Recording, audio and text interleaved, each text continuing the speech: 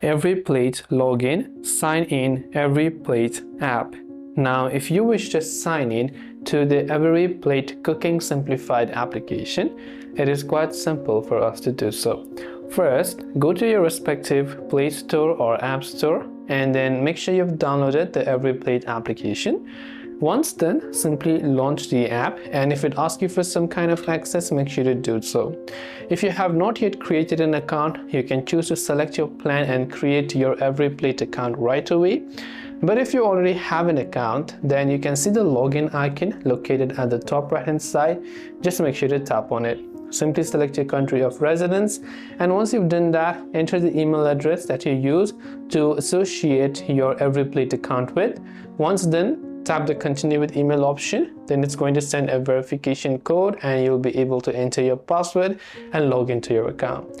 Now, if you had previously synced your EveryPlate account using your Google or Facebook, then you will also be able to just directly continue with those respective accounts. So you can tap on continue with Google option here, and you can simply select your account, and then you'll be able to log in successfully. This way you'll be able to log in or sign into EveryPlate app.